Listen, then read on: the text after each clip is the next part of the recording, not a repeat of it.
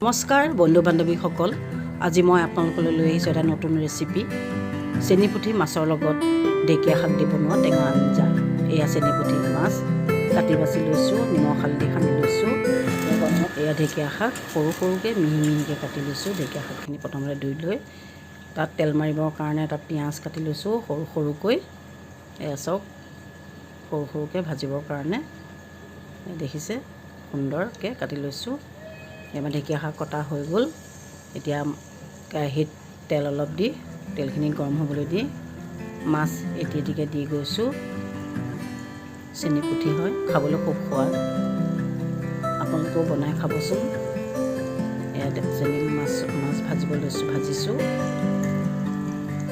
নিমখ হালধি সানি লৈছোঁ, মাছটো কচি লৈছোঁ তেতিয়া তাত ভালকৈ যাতে নিমখ হালধি সোমাই যায়। এয়া চব ভাজ খাই আছে অলপ অলপকৈ। এতিয়া লুটিয়াই দিছোঁ অলপ ৰঙচুৱা হৈছে।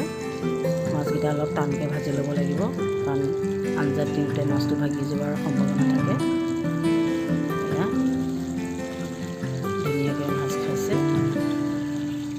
আকৌ লুটিয়াই দিছোঁ, অলপ অলপ ৰঙচুৱা হৈছে আৰু এটা দিছোঁ।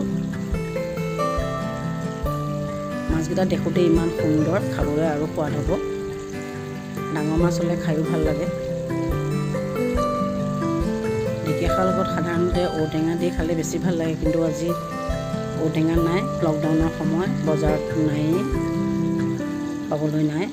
গতিকে ঘৰৰ কাষতে আছিলে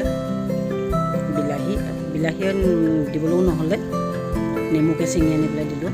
এয়া তাত এটা সৰু আলু মিহি মিহিকৈ কাটি লৈছোঁ। এয়া শাকখিনি অকণমান ডাঠ হ'বৰ কাৰণে জোলটো।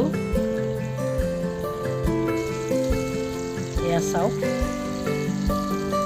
মাছ এয়া ফ্ৰাই হৈ আছে, ধুনীয়াকৈ ৰঙচুৱা হৈছে। এয়া দেখিছে, আমাৰ শাকো কটা হৈ গ'ল।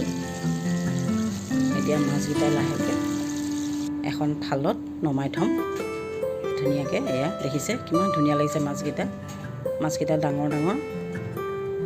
আঞ্জাখিনিও খুব সোৱাদ হ'ব।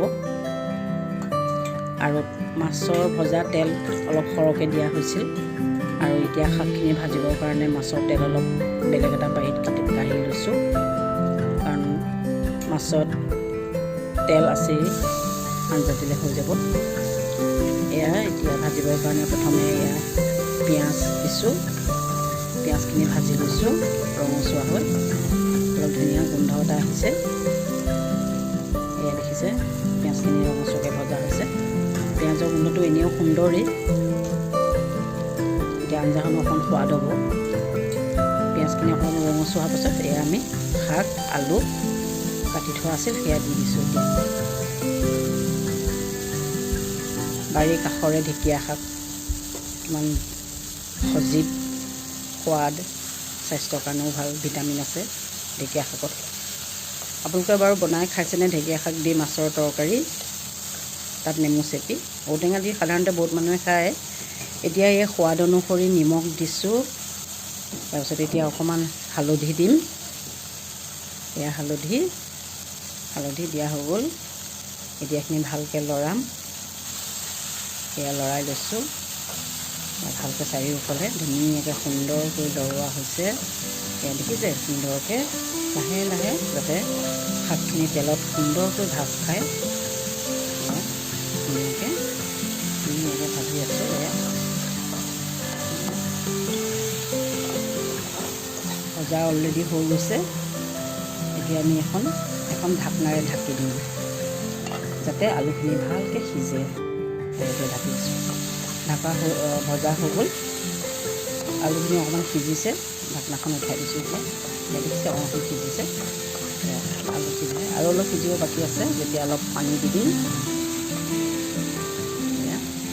ইফালে মোৰ গৰম পানী কৰি থোৱা আছে কেটলিত। এতিয়া এই গৰম পানী দিছোঁ। শাকত সদায় গৰম পানী দিব, ঠাণ্ডা পানী দিলে শাকটো গেথেলা লাগে, আলুখিনিও গেথেলা লাগিব। সেইকাৰণে উতলা গৰম পানী অলপ তাত ঢালি দিছোঁ জোখাৰ অনুসৰি। যিমানখিনি মাছৰ তৰকাৰী বনাব সিমানখিনি জোখৰ আলু দিব, পানী দিব। আলু সিজিছে আৰু অলপ সিজিবলৈ বাকী আছে।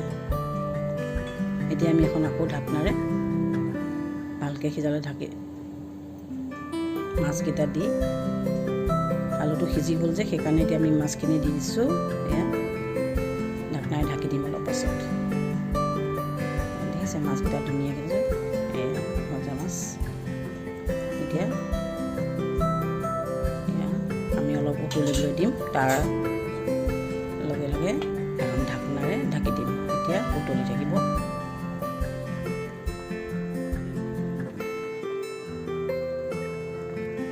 ঢাকনাখন উঠাই চালোঁ, মাছৰ তৰকাৰী উতলি আছে, আলু সিজি গ'ল।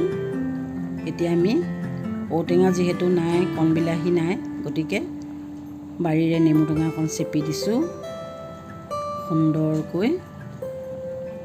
আপোনালোকে যিমান টেঙা খাব বিচাৰে সিমান দিব পাৰে, বৰ বেছি টেঙাও নিদিব। অতি বেছি টেঙা হ'লেও খাবলৈ আকৌ সোৱাদ নহ'ব নহয় জোলকণ। গতিকে মই সৰু নেমুৰে এফালহে দিছোঁ। মই আকৌ টেঙাটো অলপ বেছি হ'লে ভাল পাওঁ দেই। আপোনালোকে বাৰু কেনে পায় জনাবচোন কমেণ্ট বক্সত। এয়া হৈ গৈছে। এতিয়া লাহেকৈ এটা এটাকৈ মাছ এটা বাতিত ধুনীয়াকৈ ৰাখি থৈছোঁ। এয়া সুন্দৰ হৈছে দেখিবলৈ, খাবলৈও সুন্দৰ হ'ব। আপোনালোকে বনাই খাব আৰু মোক ক'ব কমেণ্ট বক্সত কেনেকুৱা পালে।